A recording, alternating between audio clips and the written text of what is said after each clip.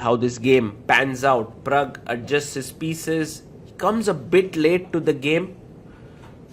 Look at how Pragg just gets into the zone and opens the game with 1c4. We have the English opening that Pragg has gone for.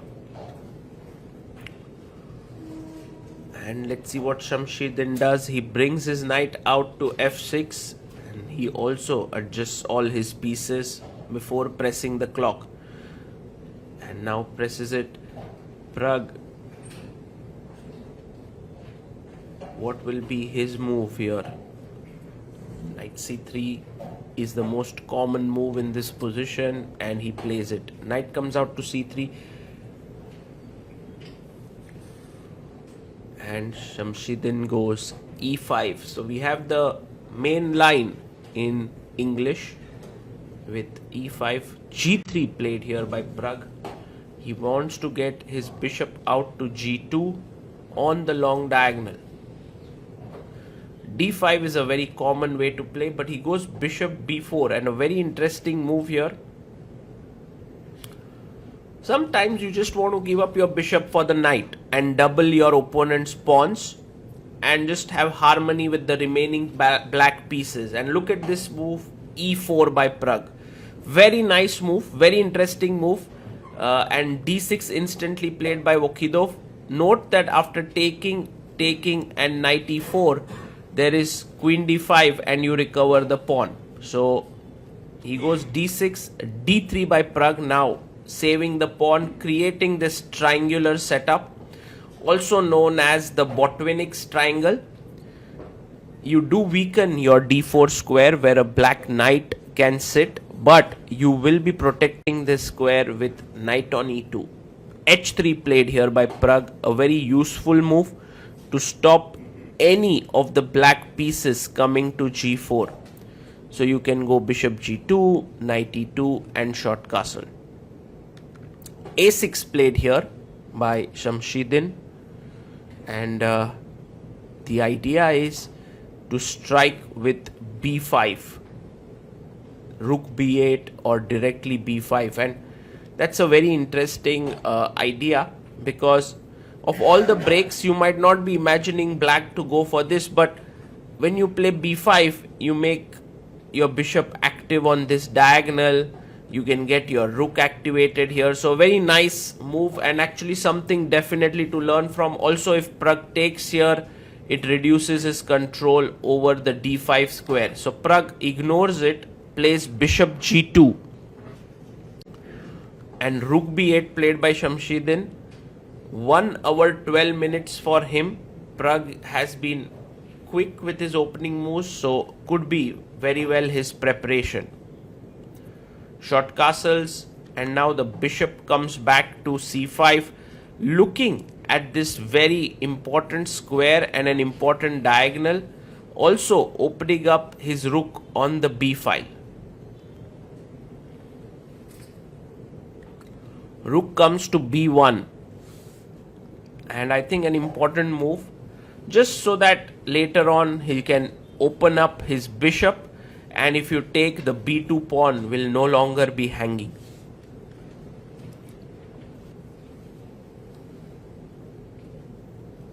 Shamsuddin now castles it out here. A very typical idea for white in such positions is to go for the f4 break, but you can see that right now the f pawn is pinned. So king h2 comes to mind as a very natural and strong move. Yes, he plays his king to h2, and Pragg is hoping to open up the position with f4. Let's see what Shamsuddin does now. He plays his pawn to h6, and well, for Pragg it's time to open up the position with f4. The rook would get activated, the bishop would open up. Seems like a good idea. And he goes for it, f4 by Pragg. The game is getting heated up, the position very balanced for the time being. And Shamsuddin takes on c4. It's also possible that black does not react in any way to Pragnananda's pawn push to f4. For example, if he takes, he'll take back. h6 ensures that there is no bishop g5 coming later, and the knight jumps into d4.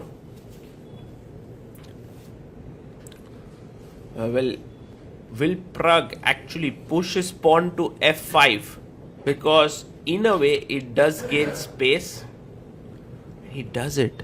He pushes his pawn to f5, and with the idea of g4, g5, maybe h4.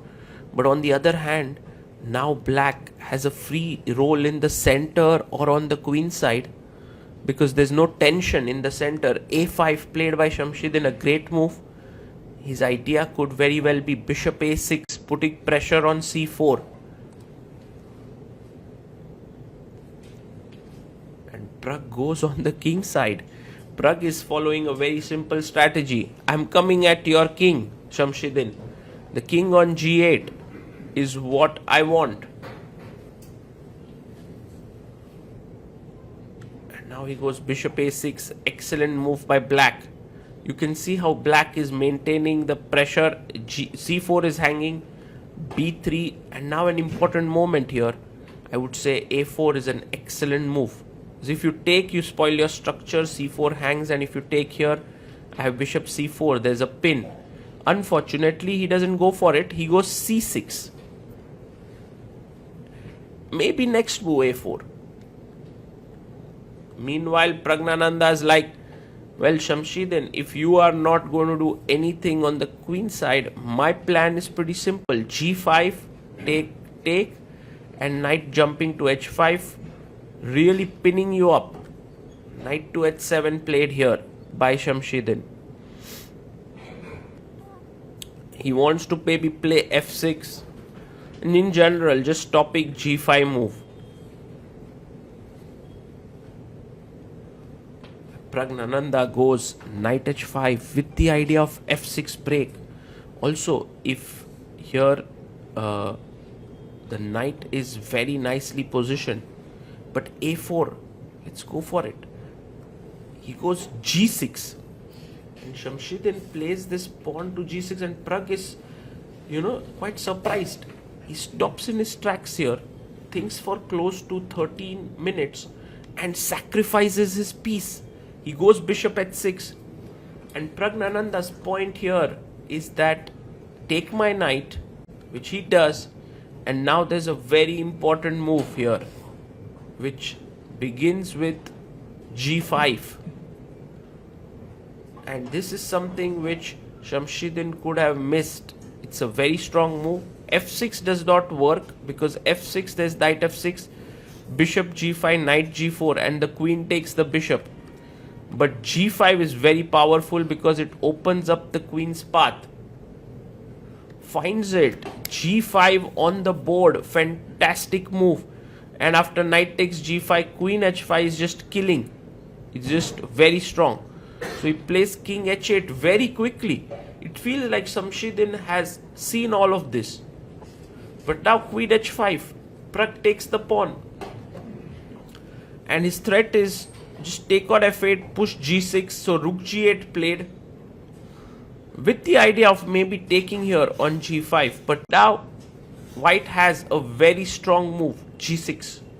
But you can see Shamshiddin gets up from the chair, he's looking confident, but Pragg believes in himself. He believes in his calculations. It's for a reason that he's world number 6, takes on g6. And now f takes g6. Rook b7, fantastic move by the way. If you take here, black is already better. Look at his pieces, beautifully positioned. Pragg finds the most amazing move in the position. Rook f7, attacking here, also the rook. And this might be the move that Shamshiddin could have underestimated. He takes on f7. Now pawn takes on f7, and you can see that this bishop on a6, which looked promising on this diagonal is now completely out of play. Rook g7 played. Taking on g7 here seems possible, but for the time being, rook f1 is an excellent move. Threatening f8, a very powerful move. So queen f8, blocking the pawn, and Pragg needs to find a way to break through. Not super simple here. Praggnanandhaa calculating there. He takes on g7. He knows that he's winning here. Queen takes g7, f8 queen just wins the game. So king takes is forced. And now you want your rook to come to the g file, so h4 is an incredible move. The idea is bishop h3 and then rook g1 with rook g8 with a killing blow. He goes bishop c8 here, trying to get the bishop on this diagonal.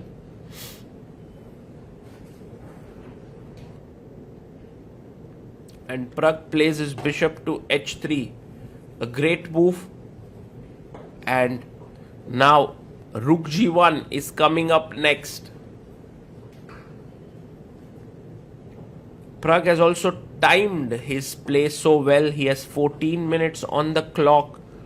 And yeah, in general, Pragg is becoming such a monster at classical chess.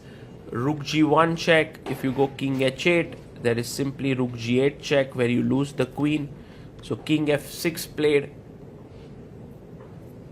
And now king takes h3 is possible. You can take this. But rook g8, a very powerful blow. Now queen can take on f7, which is the natural move. Otherwise you lose the queen.